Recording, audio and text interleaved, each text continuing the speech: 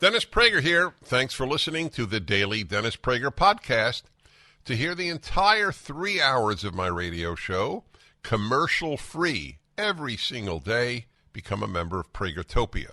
You'll also get access to 15 years' worth of archives, as well as the daily show prep. Subscribe at Pragertopia.com.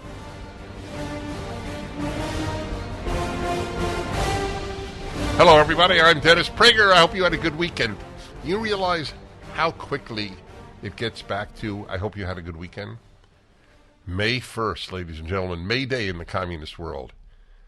And if you saw my producer, he is dressed all in red to honor the workers of the world. Is that right? The proletariat. Do you still have that sign up in your house? Proletariat of the world unite. You have nothing to lose but your chains? That's your other producer. Oh, that was my other producer. Okay. Yeah. No, Sean. That's right. Sean has it up because he has a red beard. It's fitting. It is totally fitting. Sean was born with a communist predilection.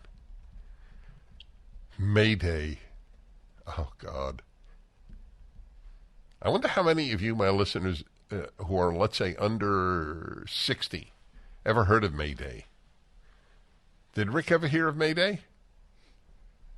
Why? Because you were communist in your youth? He said a May Day in the Navy. Oh, that May Day is totally different. Isn't that when you're in terrible condition and you're about to leave this particular sojourn of life? Yes, you're sinking or crashing. That is odd. How did May Day become that? We're about to die. Anyway, hello to you all. It was the Leslie says it comes from the French. All right, thank you. Thomas Sowell. So Thomas Sowell, in his book, what was the name of his book where he spoke about liberals and the left not caring about the consequences? It's one of his most famous books. He has a great term for it. I'll get it for you. Tom Sowell, among others, but he really explained it so well. A feature of leftism and liberalism is not asking what is the cost. That is the whole issue here with the movement toward green. What is the cost to the economy, to people's quality of life, to others, to other aspects of safety? So here's an example. We're rushing into electric vehicles. Axios has this piece. EVs, that's electric vehicles, are much heavier than gas vehicles, and that's posing safety problems. Vehicles are adding poundage as the auto industry goes electric, and that's problematic for traffic safety, parking garages, and roads. Electric vehicles can be anywhere. See, I did you know this? Can be anywhere from hundreds to thousands of pounds heavier than similarly sized gas vehicles because EV batteries are so much heavier than engines. For example, the 2023 GMC Hummer EV, a full-size pickup, weighs more than 9,000 pounds, sporting a 2,900-pound battery. In comparison, the 2023 GMC Sierra, also a full-size pickup, weighs less than 6,000 pounds, according to Kelley Blue Book. It's 3,000 pounds lighter, the gas version. Now, you have to understand, well, I'll continue. The average weight of U.S. vehicles has already increased from about 3,400 pounds to 4,300 pounds. That's 900 pounds heavier over the last 30 years. Americans have ditched passenger cars for pickups and SUVs. Safety watchdogs are raising concerns after the recent deadly collapse of a parking garage in New York City. Wow. This is a very serious piece. Makes perfect sense. the more electrical vehicles. How are these old garages not going to collapse? They did. Traffic safety is particularly concerning. In crashes, the baseline fatality probability increases 47% for every 1,000 additional pounds in the vehicle. And the fatality risk is even higher if the striking vehicle is a light truck, SUV, pickup truck, or minivan, according to a 2011 study, National Bureau of Economic Research. Since we're seeing pedestrian and roadway fatalities at record levels, this is the Center for Auto Safety Acting Executive Director Michael Brooks. Since we're seeing pedestrian and roadway fatalities at record levels, the introduction of more weight into crashes via EVs will complicate any attempt to reduce the ongoing fatality crisis that has showed no signs of abating. In a speech in January, National Transportation Safety Board Chair Jennifer Homendy praised the effort to reduce carbon emissions by switching to EVs, but warned of the, quote, unintended consequences being more death on our roads. She acknowledges it. So what, right? So you die today because modeling systems say you'll die by the end of the century of rising oceans and heat.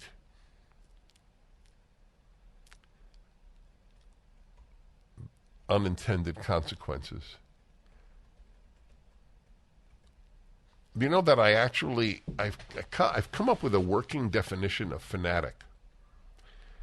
The fanatic believes that normal moral rules do not apply because his or her cause is that significant. The other definition of fanatic is one who doesn't weigh consequences. Good definitions, right? And that's what you have here. This is a fanaticism. All leftism is fanaticism. There is fanaticism occasionally on the right, but all leftism is fanaticism. Unintended consequences is more people dying in crashes, obviously more people permanently injured, more garages crushed by the weight of the electrical vehicle. But hey, we're saving the world. While the Manhattan parking garage collapse in early April was not blamed on EVs, the disaster nonetheless underscored an issue of growing concern, whether aging roads and old garages can handle all the extra weight. Of course they can't. They're not made to. Less than 2 weeks before the collapse, a British Parking Association official recommended that parking structures integrate higher load-bearing weights amid concerns about more EVs, the Telegraph reported. Can automakers make batteries more energy efficient so that they weigh less, yet still pack a powerful punch? Well, Michael Brooks, this Center for Auto Safety director, says, unless we see incredibly rapid advances in battery design and vehicle designs, and taking smart steps like using battery energy density gains to save weight rather than extend range, that's really what people want.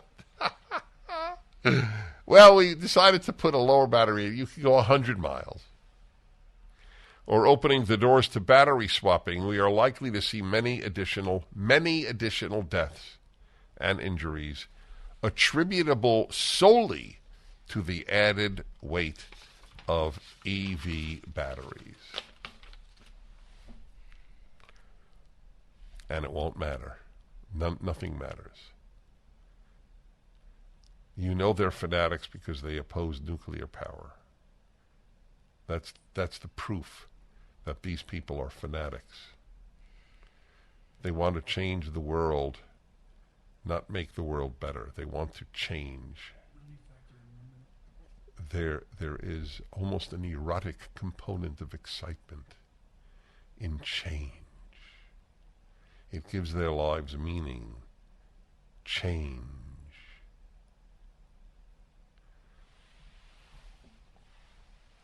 This is a worrisome article. Are you familiar with Axios? Yeah, sure. It's good stuff. Yeah, sometimes. Sometimes.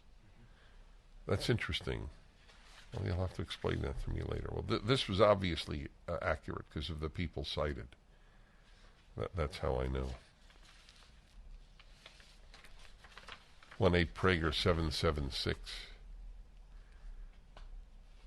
When we get back, I am going to read to you a description of Tucker Carlson in a New York Times Magazine article on Tucker Carlson. Not a column, not an opinion piece, an article on Tucker Carlson.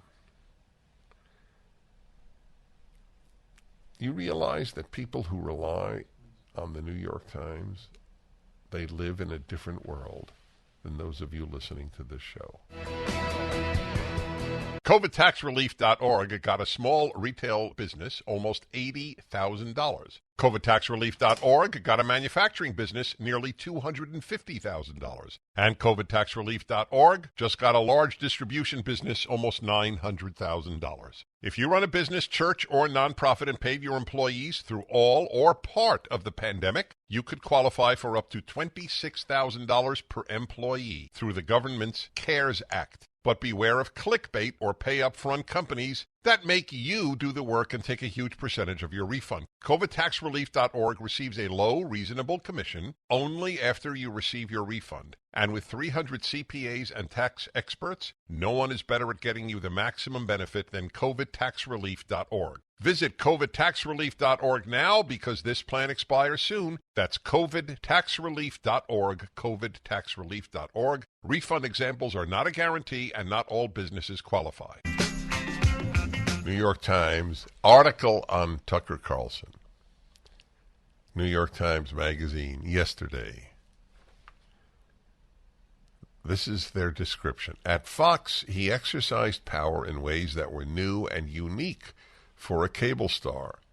He was a sophisticated political operator as much as he was a talented television host, to an astonishing, unsettling degree, as he continued to thrive while making racist and sexist comments and earning the praise of neo-Nazis. There's Tucker Carlson for you. He appeals to neo-Nazis and he makes racist and sexist comments. How many neo-Nazis are there? It's not a very big audience. That's a very, very good point, Mr. Producer. The most popular person on How many of his listeners are neo-Nazis? They actually do. I read the article. I can't. The time I invest in nonsense, God should reward me. And they quoted the Stormer, the official Nazi Party magazine. Now, I'm curious, how many of you listening know somebody who subscribes to the Stormer? I only know one. And he's vaping right now. How much is your subscription to the Stormer, Sean? I got it through a subscription with a bunch of other.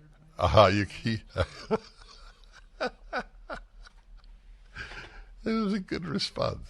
He got it through a subscription with some other magazines. Mechanics Illustrated, Popular Science, Boy's Life, and they threw in the Stormer. And you thought it was about storms. You're a wet. Boy, were you wrong.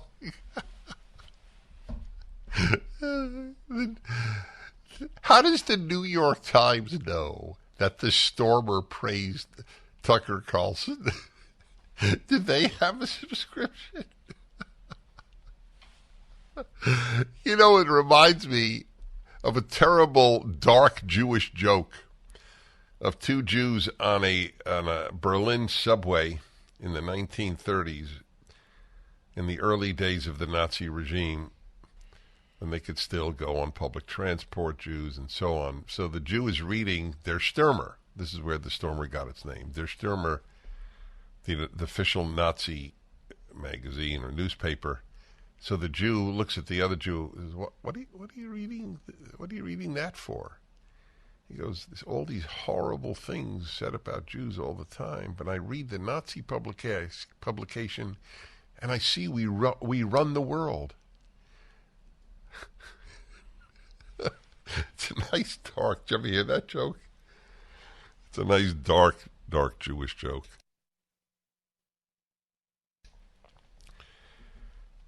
It's really, it is something.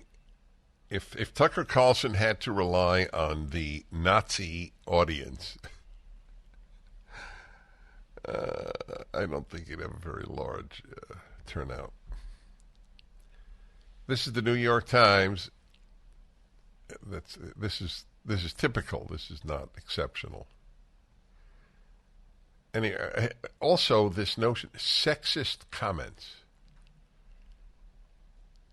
Do you know I've been accused of sexism because I have said all of my broadcast life that we have to raise girls to control their natures just as we have to raise boys to control their natures. In the case of boys, violence, aggression, and sexual predatory behavior. In girls, it's emotions. But just saying that renders me sexist because if you say anything critical of even female nature, let alone a female, then it's sexist. And I'll tell you why. Because on the left, truth is not a value. So they don't ask, is it true that women have to control their emotions? Just like men have to control their difficult side, if you will. They don't ask, is it true? Is it true is not a left-wing question. Does it hurt our feelings is a left-wing question.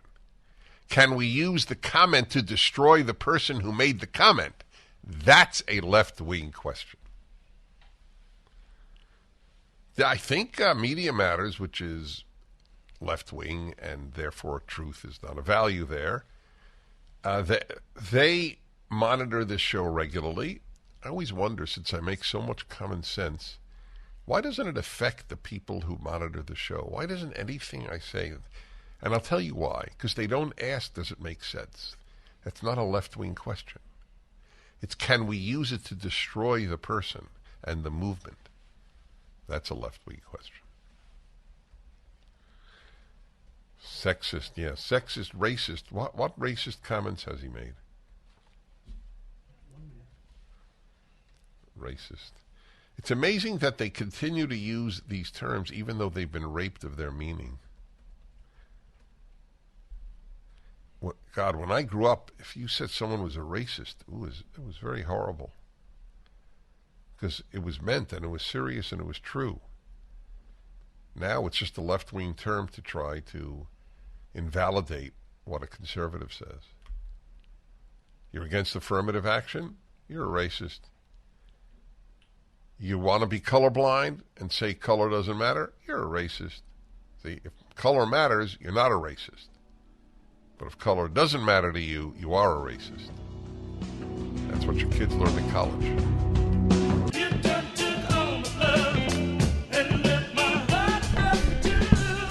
Hello, everybody. I'm Dennis Prager. And we're talking about a lot. That's what we're talking about. Life. Arcadia, California, and Tom. Hello, Tom. Connor, how are you? I'm well, thank you. Good. I've heard, and I'm in industry, so I hear my ear to the rail a lot. I'm in sales and marketing. You're talking about the electric cars. In addition to not being able to dispose of the batteries and all kinds of other things that the left doesn't tell you about, jaws of life. Emergency fire cannot use the conventional jaws of life because of all the electrical wiring that's going on in the side panels and throughout the frame. That's fascinating. Yeah. You can't use the Wow. Wow. the roof you're parking in, it doesn't kill you. The jaws of life. You can't get out of your car. Wow, thank remember that I have a working definition, two working definitions of a fanatic or fanaticism. Not asking about the consequences is one of them. This article that I read to you is very worrisome. I cannot imagine that some roadways and garage floors will not collapse. I did not know the weight difference between a gas vehicle and electric vehicle till I read this article.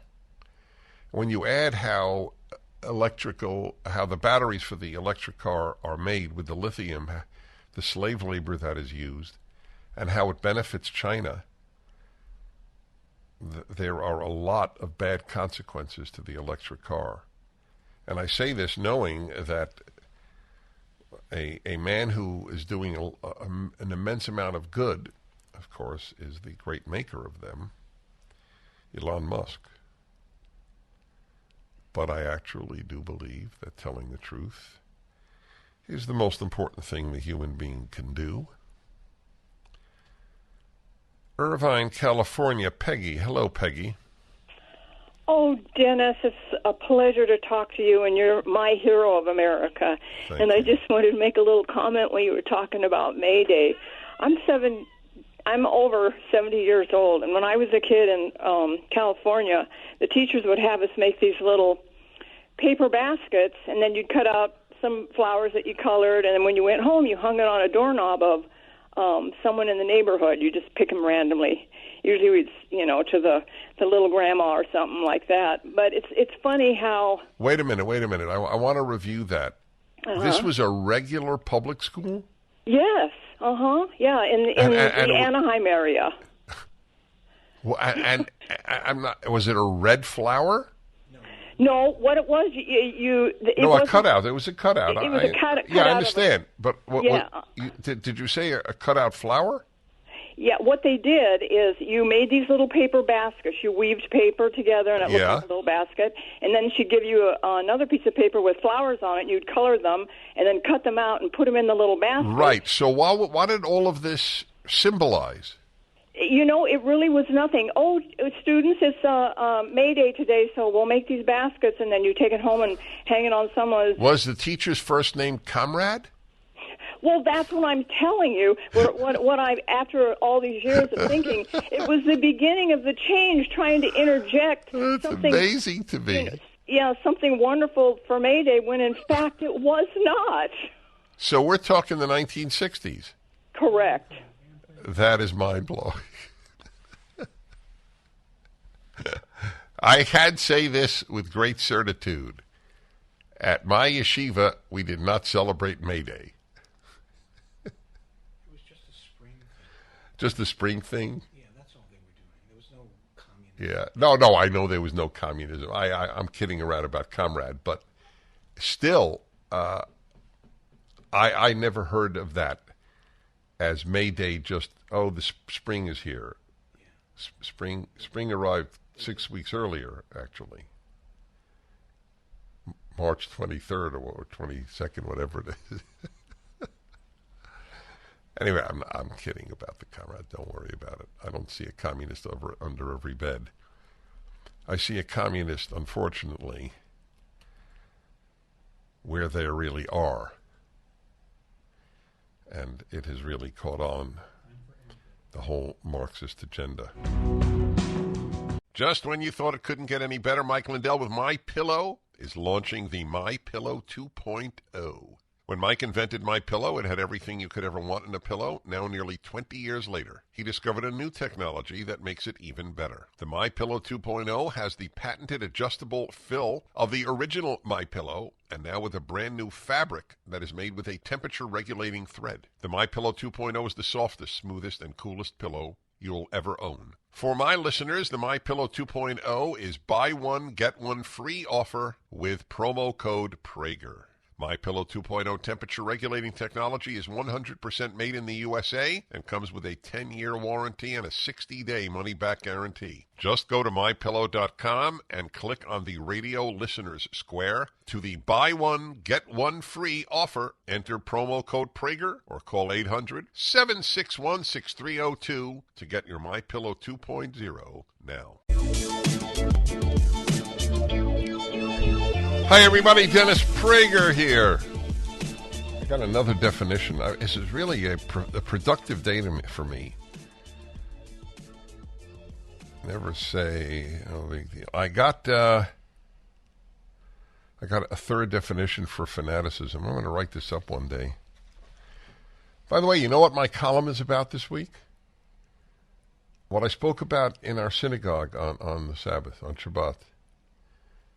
The animals issue. It's a very important issue because my beloved dog Otto died last week. And I am personally amazed at the hole in the house that has left. So I've really reflected on this and the human relationship to animals. Anyway, I don't know what that had to do with anything, and the answer is it didn't. So here's a third definition. The first definition of a fanatic is all moral norms may be violated because his cause is so morally great. Second, consequences don't matter, like the number of people who will die because of how heavy the electrical car is. And third, they are incapable of ever saying, okay, it's not a big deal.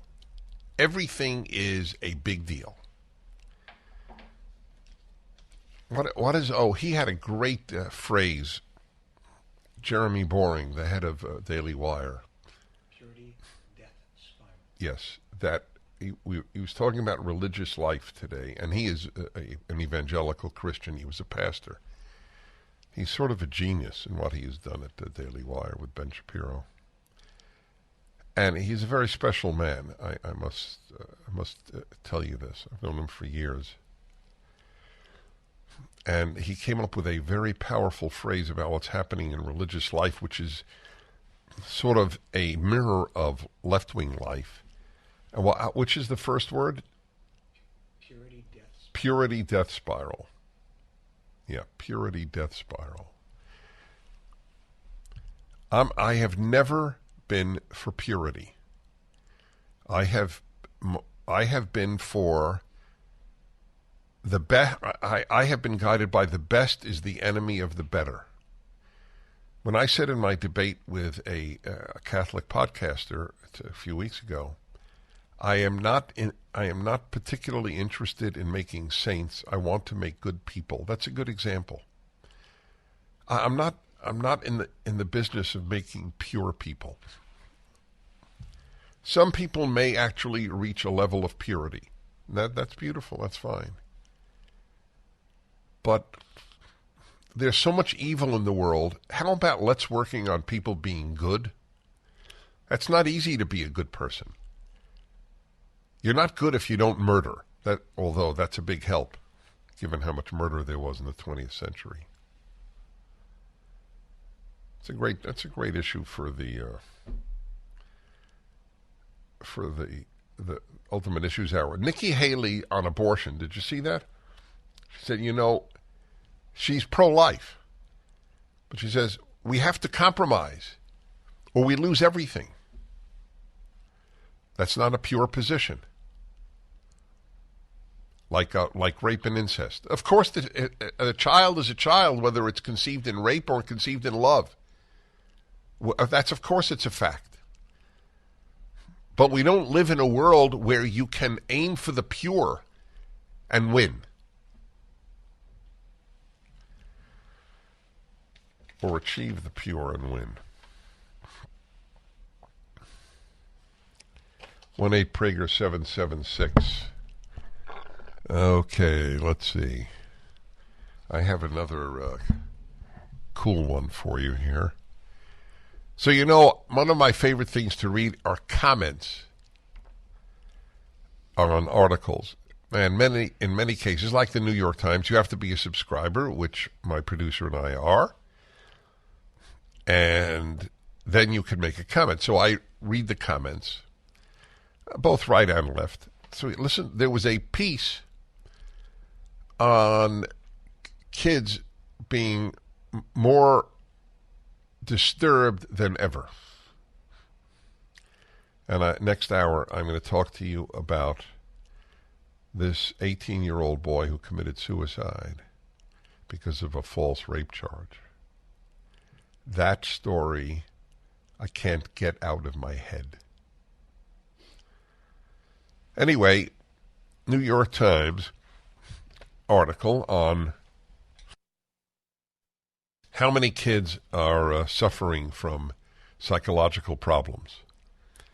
In large measure because of policies policies of the left. No religion, lockdowns. So one is that kids are scared that they'll die because of climate change. That is now always given as a reason for the mental health decline in kids because of the existential threat of climate change. So listen to this comment. I promise you no other talk show host found this comment. I am obsessed with the comments because that gives you an insight into how people think. Michael in New York. Climate change is indeed an existential threat, one that alarms me and one that does not receive sufficient serious attention, which is hilarious. Okay, but that's not why I'm reading to you. It doesn't receive sufficient attention? Okay. This is why I'm reading this to you. But I am a child psychiatrist, and my career is largely seeing children who have made suicidal gestures and attempts. I cannot recall a single such child who has mentioned climate change. It is almost always a breakup with a partner, a fight with a parent, or other interpersonal problems. Not one has mentioned climate change. Hello, everybody. I'm Dennis Prager. And in Tampa, Florida, one of my favorite places in the country. Andrea, hello. Hi, Dennis. How are you today? Really well, thank you. I called in because I heard your comment about Nikki Haley and about being pure with the abortion. Right. Order. And so I was very pro-abortion, very secular home I grew up in. Mm-hmm. 4 girls. My mom and dad were just very, liberal. And it wasn't until I met my husband, who I actually lost last year, super Christian, really great guy, and had my own kids, my 2 girls, that I became anti-abortion. And I just think she's so right, because you got to bring people along slowly. Oh, so you agree with her? Yeah. Oh, wait, 1 second. Yeah, it says here disagrees with Nikki Haley, right? So you agree? Oh, yeah. Well, this is dramatic because you have really come to be pro-life and still agree with her. Yeah. Yes, that's what I'm saying. Yeah, I think she's right. I think you can't beat people over the head with it. My 2 daughters are pro-choice, and they're very Christian, and they love the Lord, but they don't agree that you should tell somebody what to do with their own body. And they, I think, will come to it. Yeah, well, there is an answer. Please have them watch my video on abortion. It's only 5 minutes. It's at PragerU. I will. And they watch you anyway. Oh, good. Thank you. Thank you so much. Bless you. Mm-hmm. Okay. Yeah. All right. Take care. Thank you. Thank you, Dennis. You're welcome. You're welcome. God bless you. My video, which is, I think, the most widely viewed video on abortion on the internet, is not about legality, and I make that clear in the beginning. It's only about the morality of abortion. Purity is between you and God, but between you and the rest of the world, purity is not a great goal. Life is too messy. Human nature is too messy. Being a good, kind, honest, courageous person, that's a pretty good goal. So it's become clear to me on many grounds, this issue of purity. What's our timing there, Mr. McConnell? All right, my friends. I have a story that has actually gnawed at me. You have to understand how many stories I read to prepare for any day's show. This one has gnawed at me. I wrote a piece about 35 years ago. The rape of a name is also rape. You will see what I mean when we come back.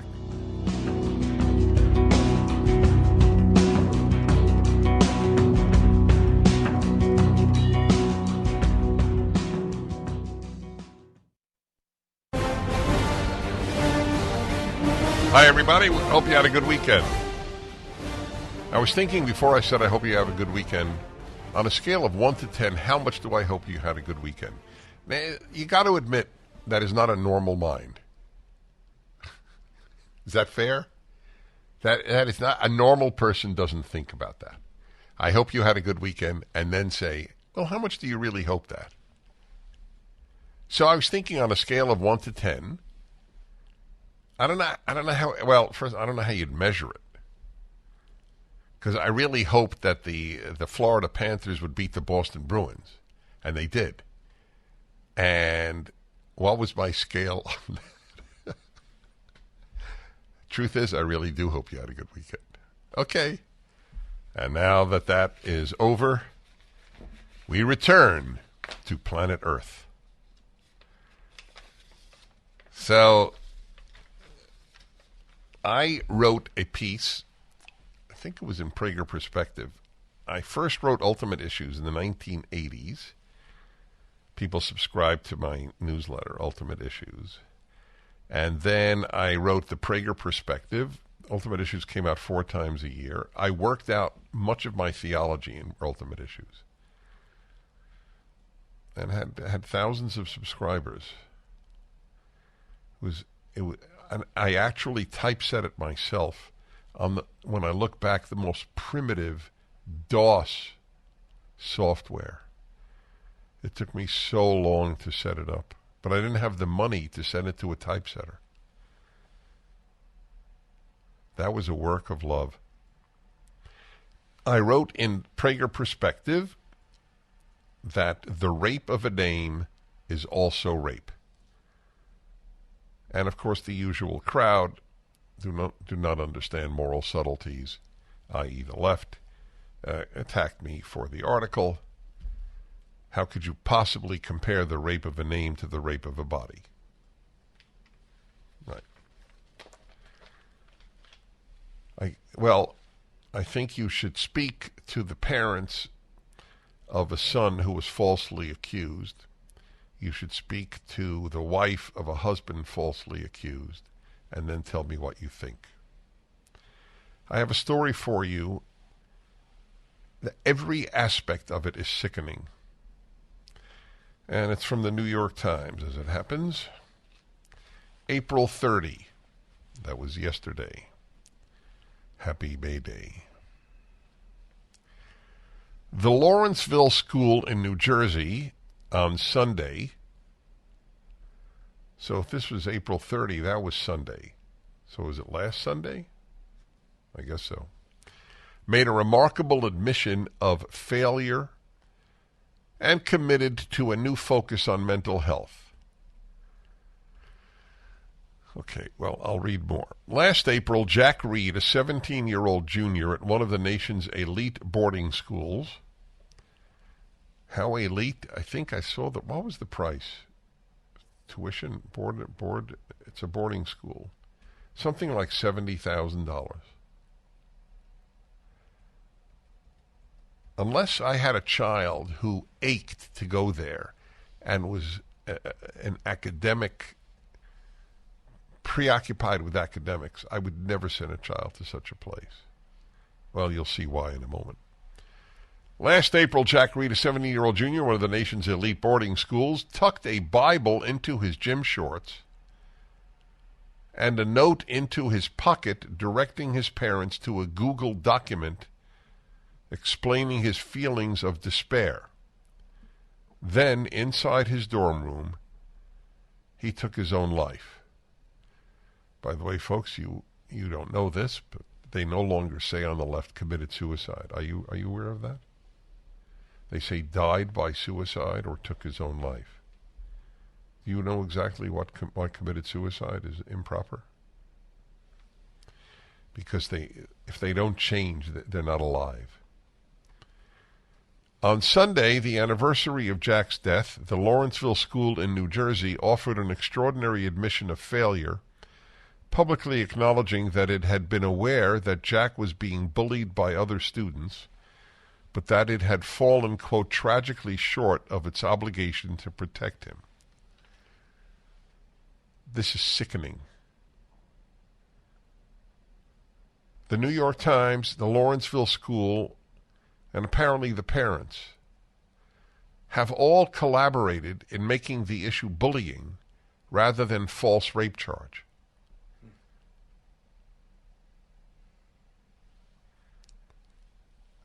The kid's death, I was obsessed with since reading the piece, and I'm equally obsessed with the sickening collusion in a lie. The issue isn't bullying. The issue is the false rape charge. Yes, of course there was bullying because of the lie that they allowed to continue, knowing it was a lie, that he was charged with rape. You don't get to that, and I salute Ann Coulter, who brought the attention to me. You don't get to that till, I don't know, paragraph 20 in this New York Times piece. The school acknowledges that bullying and unkind behavior and actions taken or not by the school likely contributed to Jack's death, Lawrenceville officials wrote in a statement posted Sunday morning on the school's website. Oh, unkind behavior. Not a false rape charge. They can't get themselves to speak about that because it's not a left-wing cause, false rape charges. That's why. The left doesn't give a damn about false rape charges. Believe women, right? Believe women. You can't have both. You can't believe women in all cases and believe that there's a problem with false rape charges. The school committed to taking a series of corrective actions, including endowing a new dean's position that will be focused on mental health issues. Oh, my God, that's what they need. False rape charge, which you still don't even know about in the New York Times article. They need another dean of mental health. Oh, my God. With the goal of becoming a model for anti-bullying and student mental health. You know what that means? To be a goal, the goal of becoming a model for anti-bullying, just more censorship. That's what it means. Means more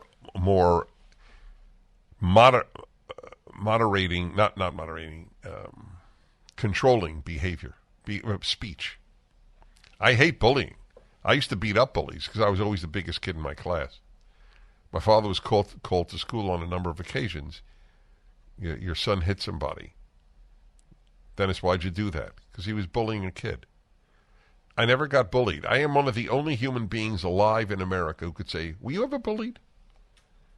I asked you that once. Yeah, a couple of times. Not severely? No. Why? They were afraid of your intellect? Definitely not that. You don't think that was it? No.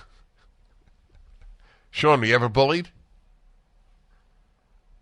Rarely, but yes. Uh-huh. Did you ever bully anybody? Being made fun of and being bullied, is that two different things? Oh, that's an interesting question. Being made fun of and being bullied, are they two different things?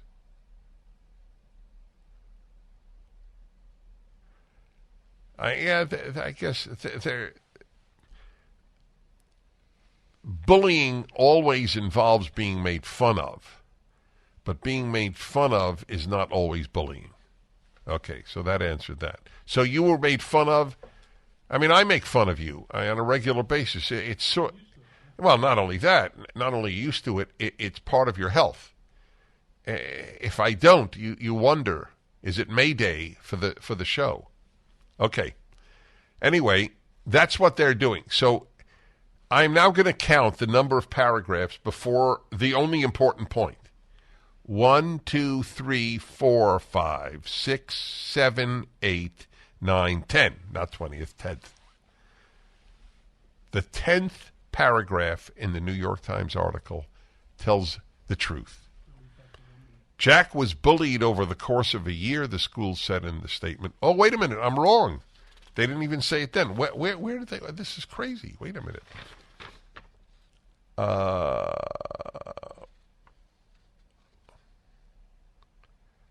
I'm trying to find that. Yeah, oh my God.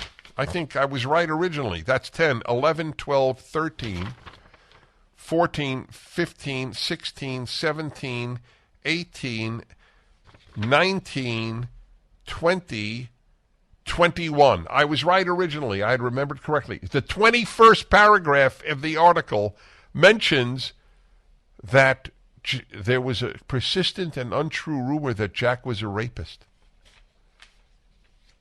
How many people read 21 paragraphs in an article? We'll continue.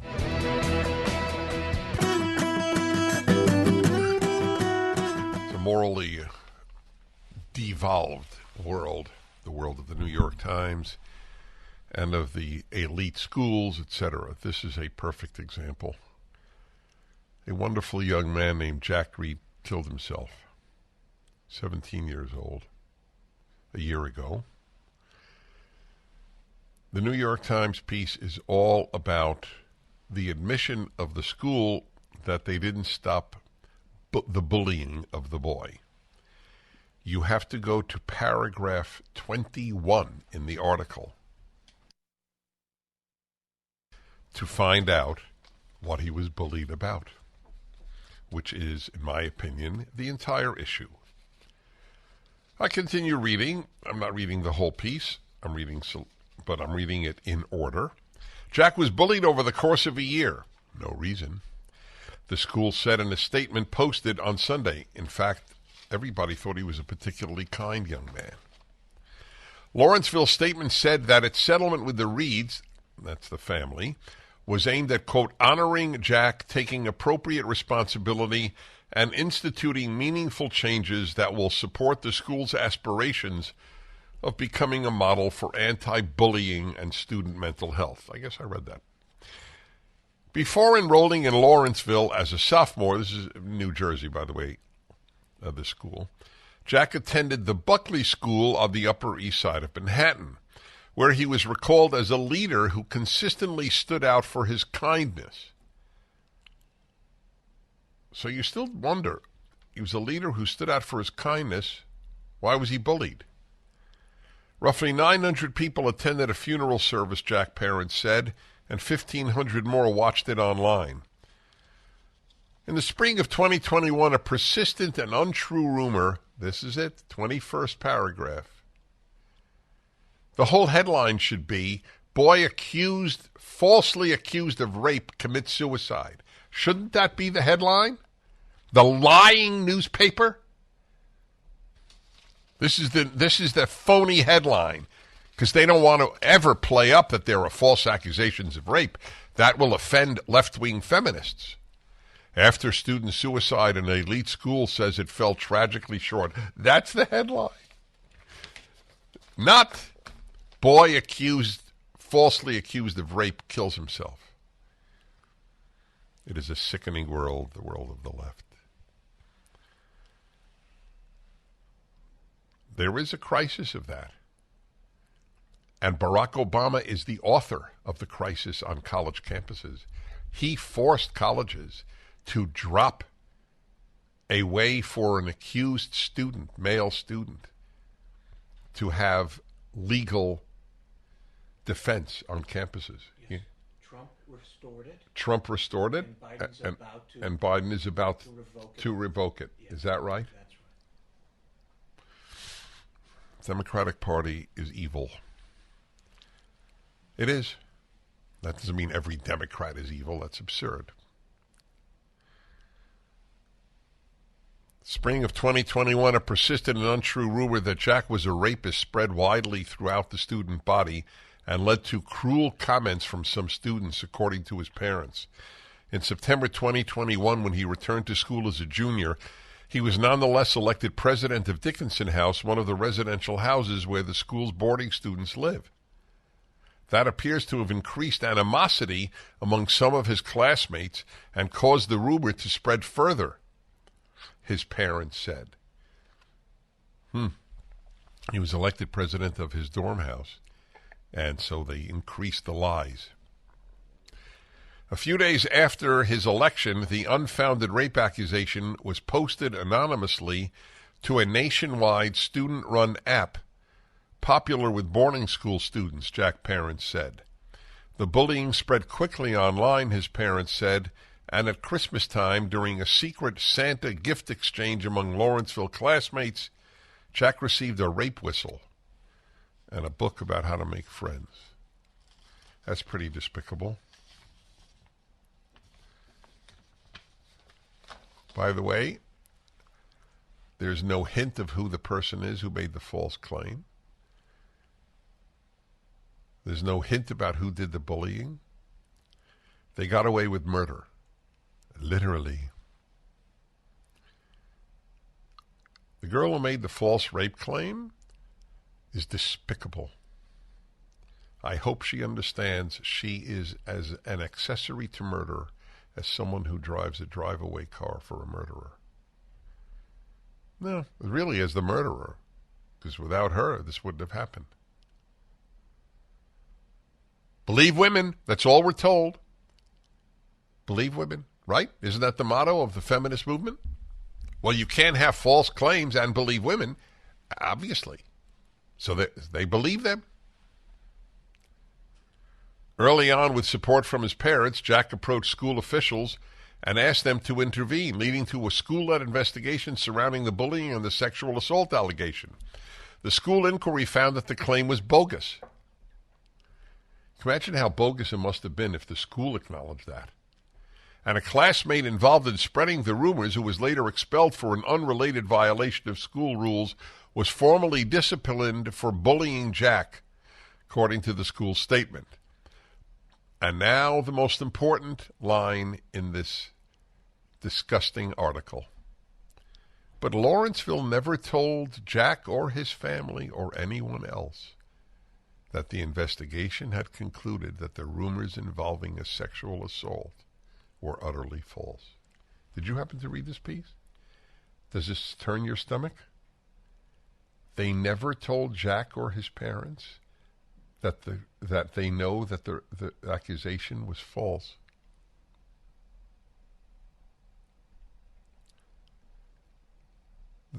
Those who did not tell the parents should be fired. They should be put on the street. They should have a sign with a K on it for killer. Nothing will be done to them. Nothing. And Jack is dead. 1-8-PRAGER-776. If you or a loved one have been falsely accused of rape, you might want to call in, or you might want to disagree with me. But I'll tell you what is not debatable. The irresponsibility of Lawrenceville High School, and particularly the New York Times. So my producer made a very interesting admission to me. He saw this article, because he sees all these articles, and he saw the headline. This is yesterday's New York Times. After student suicide, an elite school says it fell tragically short. So he just didn't bother reading the piece. Because the headline is utterly and totally irresponsible and deceptive. But it's the New York Times. for whom truth is not a value. Unless it's, about the number of people who died in an earthquake in Colombia, let's say. Then I rely on it. The whole issue is that this poor boy, 17-year-old wonderful kid, Jack Reed, committed suicide because it went viral that he was accused of rape. And the despicable girl, despicable, I can tell you, I hate her. That's right, I hate her. I don't know who she is. If I did, I would announce her name. I don't understand why her name is not announced. Why did they announce the name of the accused rapist who hasn't even been tried in court, but they don't announce the name of the rape accuser? I've never understood that. That, talk about sexism. It is vile that you can make this accusation and stay anonymous. Let alone make this accusation and it be proven false and stay anonymous. Bet you no leftist hates her. They hate me for publicizing the article, or the issue, I should say. I continue. The school found out after an investigation, this is the killer line. Lawrenceville never told Jack or his family or anyone else that the investigation had concluded that the rumors involving sexual assault were utterly false. And whoever did that got away with it. I find this school scummy. The school and the Reeds also tried unsuccessfully to get comments related to the sexual assault claims removed from the app. The school also acknowledged that it had aired, more specifically, on the night Jack took his life, just hours after the classmate involved in the bullying was formally expelled. Instead of being supervised as he packaged his belongings, listen to this. This is going to drive you crazy. One of the leaders in the bullying of Jack over the lie that he committed rape, they expelled him. Instead of being supervised as he packed his belongings, the boy was permitted to participate in a drawn-out farewell that included a final run around campus and a group photograph. He left like he was a hero.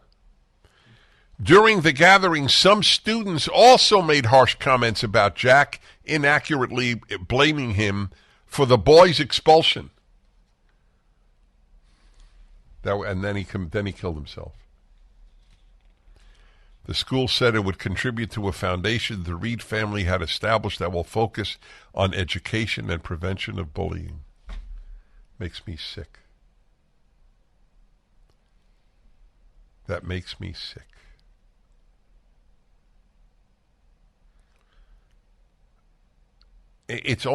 I can't even think of an analogy. It's like you have a series of hit-and-run drivers, and then you have a foundation that works on developing better brakes for cars. Is that a good analogy?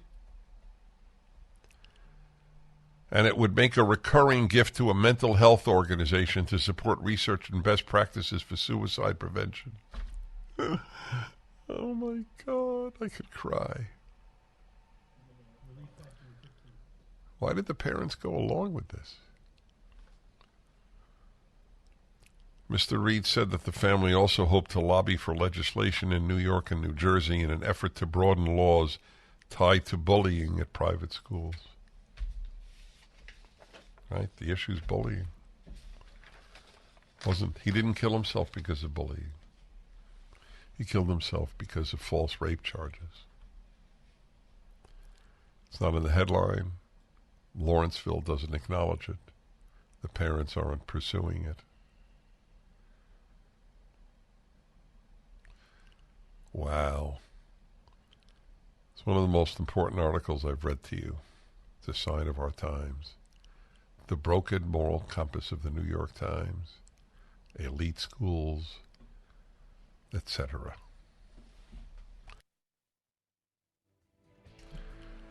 One 8 Prager 776.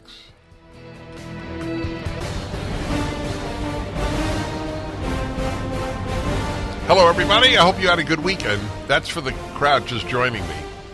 Since I said it both first hour and second hour, I want to remind you that at Pragertopia you can hear all 3 hours of my show. The 3 hours are also commercial free. And that's at Pragertopia.com. You can share it with others. It's really worth it. Pragertopia.com.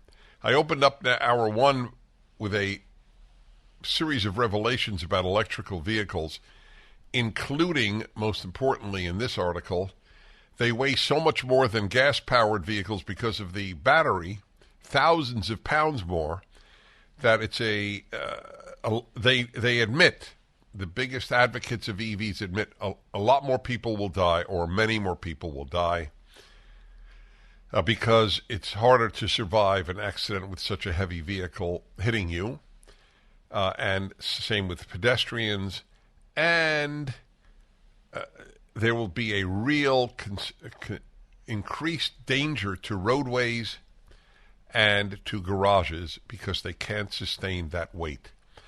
A garage in Manhattan collapsed.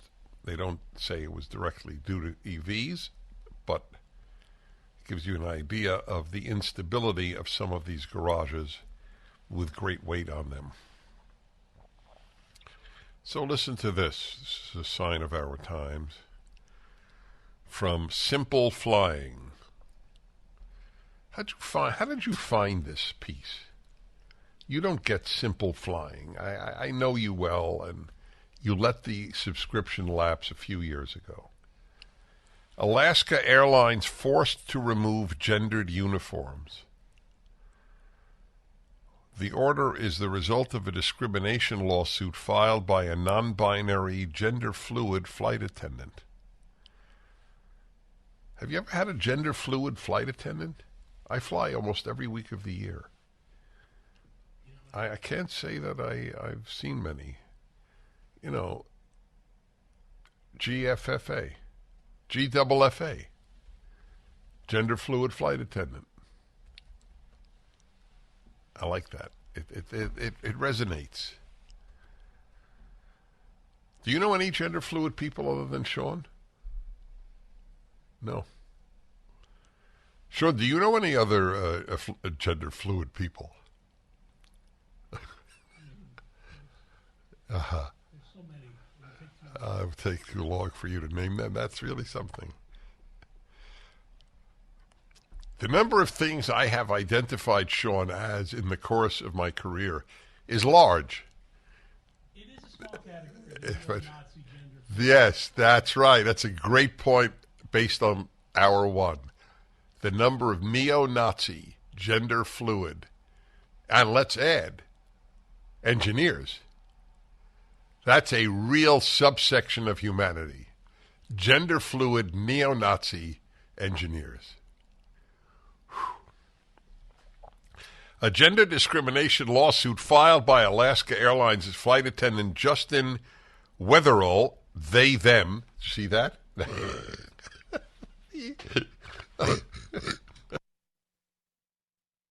The actual journal notes that. In the state of Washington, which of course has gone mad, has been resolved after the state attorney general's office accepted a consent decree. As part of the agreement, Alaska Airlines is required to abolish gender conformance rules on flight attendant uniforms. That's what you really want your kids to see, a guy wearing a dress as a flight attendant. You have to understand, narcissism does not even approach the condition of many of these trans activists. All that matters is how I feel. That is their motto. That is all that matters. Like Leah Thomas, the phony girl guy who swims or swam in college female competitions. And then they are defended. Who is this women's basketball player who we traded a terrible Brittany Griner? So she came. She's a piece of work. This woman. She's all in. Anybody should be allowed to play. So somebody wrote a response. Did you see this response on the tweet? You know I love responses.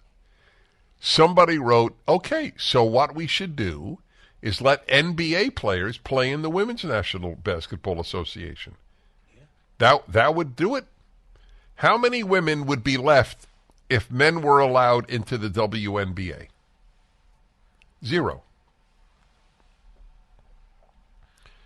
In other words, if male NBA players, obviously not just any guy who said he's a woman. Wow, this is amazing. You know, Alaska Airlines, what would you say, about 20 years ago, till 20 or 15 years ago, used to put a biblical quote on your meal? A little certificate or a little card, like a business card.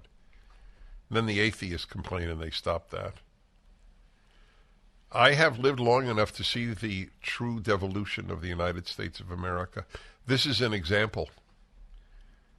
Alaska Airlines cannot say men wear this type of clothing and women wear this type of clothing.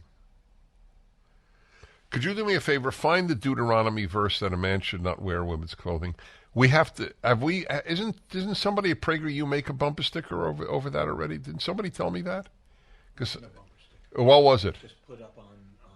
Just put it up on a sign? No, on the internet? Yeah, no, I think we should. I actually think that would be a great thing. People would be curious.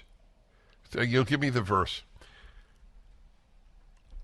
Justin took issue with the fact that Alaska Airlines policies forced flight attendants to choose either a male or female uniform and did not allow any mixing between the two. Oh. 22.5. That's it, folks. Somebody out there, start printing bumper stickers. Deuteronomy 22.5. But make sure you spell Deuteronomy right. Deuteronomy.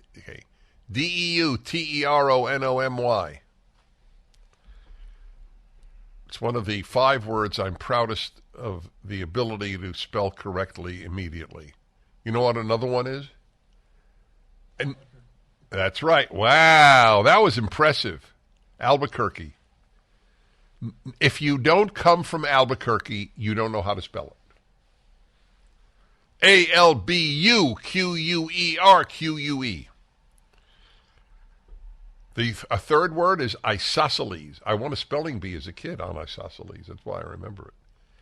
It's one of the triangles. There's, what is it, equilateral? Oh, there are 3 types of triangles. What's the other one? Oh, man. People are yelling at their radios. Sean, quickly find it. Equilateral, was it right? A right angle one? Yeah, but it's not the name. Isosceles is Isosceles. All right, anyway. So he took issue, this trans or non-binary flight attendant.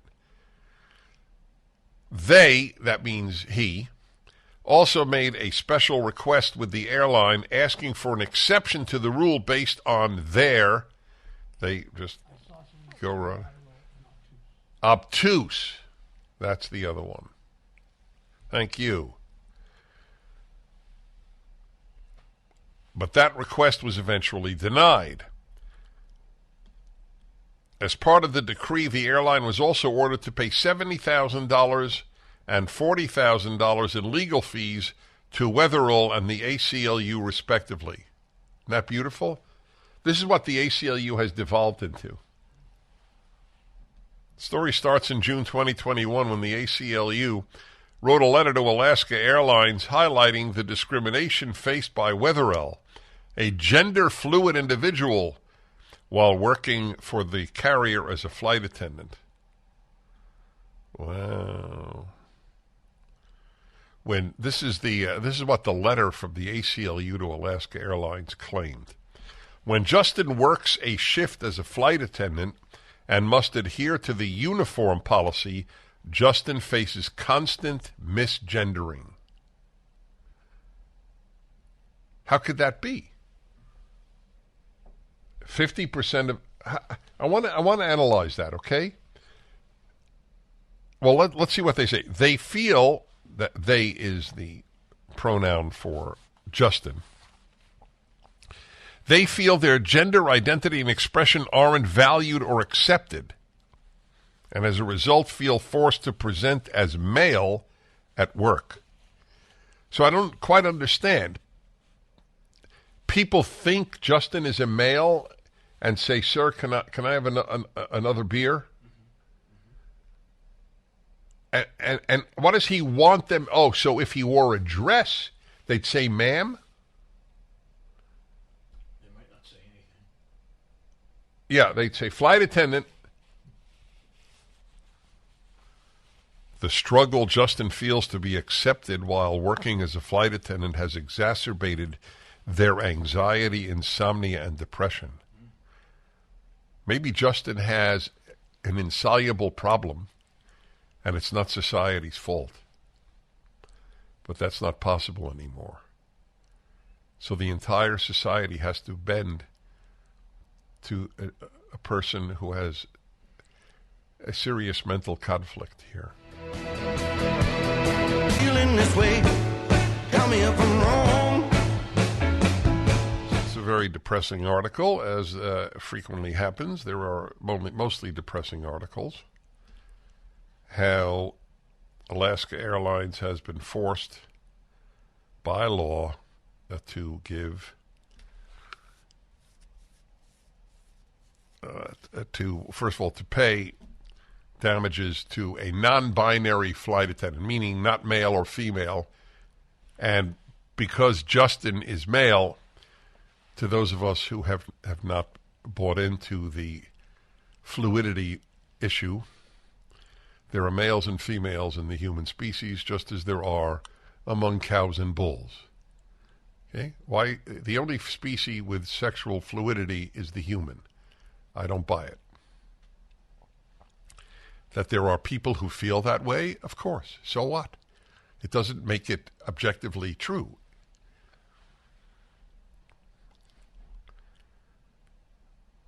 What a tragedy that a man is not required to wear a male clothing as a flight attendant on Alaska. The judge ruled that way because of Washington law. So let's play Vivek Ramaswamy. Who's he on with? Chuck Todd on NBC. Yeah, it's on this issue. Go ahead. Vivek Ramaswamy and Chuck Todd. He's struggling to find it right now. He doesn't have it. Okay, we don't have it right now. It's Orwellian to hear what goes on there. I love the way Chuck Todd says at one point, studies show that he's totally embraced the terminology. Studies show that there is, what is it, fluidity? Did he say gender fluidity? No, I think it's gender, there's another term. Huh? Spectrum, that's it, thank you, spectrum, yeah. Studies show. This is what has happened to you, people in America who've gone to college. You learn not to think. You just read studies show. That's the reason people bought the lockdowns. Studies show they help. Here's the clip. But below the age of 18, I think it's perfectly legitimate to say that we won't allow genital mutilation or chemical castration through puberty blockers for the purpose of gender transition. But how do you know it's that? Again, how do you know, are you confident that you know that gender is as binary as you're describing it? Are you confident that it isn't a spectrum? I am. Do you know this as a scientist? Well, there's two X chromosomes if you're a woman, an X and a Y. That means you're a man. So there's a lot of scientific research out Okay, there. wait. This was priceless. A, are you a scientist? So, by the way, you have to be a scientist to know there are two sexes. But let's say he was a scientist. It wouldn't mean a damn thing to Chuck Todd. When we provided thousands of scientists against lockdowns, it meant nothing to Chuck Todd or any leftist. So it's a phony statement. They only believe the scientists they want to believe. So it's irrelevant that Vivek Ramaswamy is not a scientist. And anyway, you have to be a scientist to know there are two sexes. Isn't that mind-boggling? And then he says, well, wait a minute. I just know about XY chromosomes and double X chromosomes. That's all I need to know. XY is male, double X is female. That's it. True for every other species of animal on the planet. If they have chromosomes like us, anyway. Okay, continue. Research out there that says gender is a spectrum. Chuck, there you go. That was disagree. it. I remembered, and you were right on spectrum. Research out there. Research out there says gender is a spectrum. Go ahead. Dysphoria for most of our history, all the way through the DSM-5, has been characterized as a mental health disorder. And I don't think it's compassionate to affirm that. I think that's cruelty. When a kid is crying out for help, what they're asking for is, you got to ask the question of what else is going wrong at home? What else is going wrong at school? Let's be compassionate and get to the heart of that, rather than playing this game as though we're actually changing our medical understanding for the last 100 years. I go back to this. If a parent is dealing with a child that has these, that may have these issues, trust me, the last thing they want to do is consider something like this. But if that is what they think could help their child pursue happiness, or they're not to kill themselves, why take away that option? Why take away their option? Wait. This is so interesting. Let me tell you something, Chuck Todd. In states run by Democrats, if a parent says to the child's 8, girl says, I'm a boy, and the parent says, no, you're not, you're a girl, and she goes to the school and says, my parents say I'm a girl, there is a good chance that the parents will be in trouble. They are not affirming her gender identity, and the school and the psychologists and the psychiatrists will all affirm her identity. You're really a boy. There are parents who have lost custody of their child because they didn't accept the lie that the girl is a boy. There's no such thing. A girl isn't a boy. A girl could feel she's a boy. But by the way, what does that even mean? An 8-year-old or even a 15-year-old or a 35-year-old? Does a woman know what it means to be a man? Does a man know what it means to be a woman? I'm supposed to buy this gigantic idiocy? Is there one person listening to this who knows what it means to be the other sex? You can imagine what it means, but you can't know what it means. It's not possible.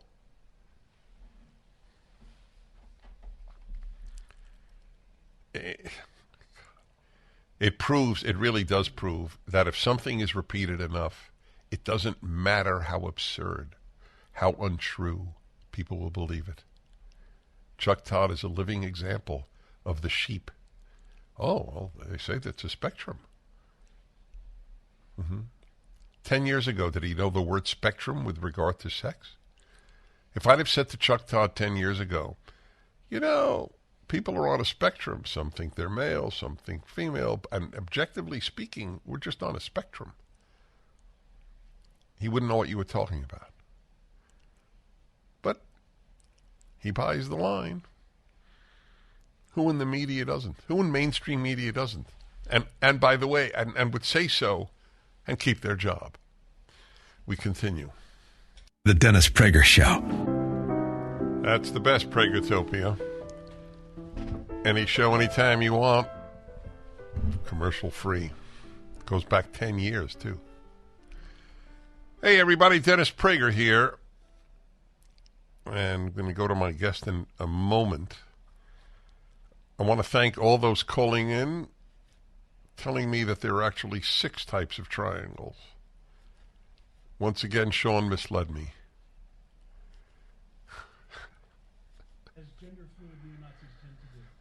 So I can only say that it is clear that triangles are gender fluid.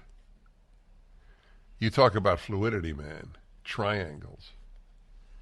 That's right. Equilateral, isosceles, scalene, acute, right, and obtuse. Oh. You know, I feel bad for my guest. She really thought this was a serious show. And then comes on once in her life and hears this. Melissa Hawley, do you forgive me? I do. Yes, I do. By the way, you can see Melissa at, where do people go to watch the show? Salem News Channel. Okay. Melissa, you can find me on SovSouls, SovSouls.us. Oh, good. That's very important. SOV, is that short for Soviet? That's short for sovereign. It might as well be short for Soviet. That's what we're coming to. At this point, yes. Yes, that's right. Yeah. Melissa Hawley was at the Capitol on January 6th. She spent time in prison. Was it prison or jail? I was not arrested, thankfully. I had the feds come to my house twice, and then they made me meet with them at the FBI building and be questioned with my attorney.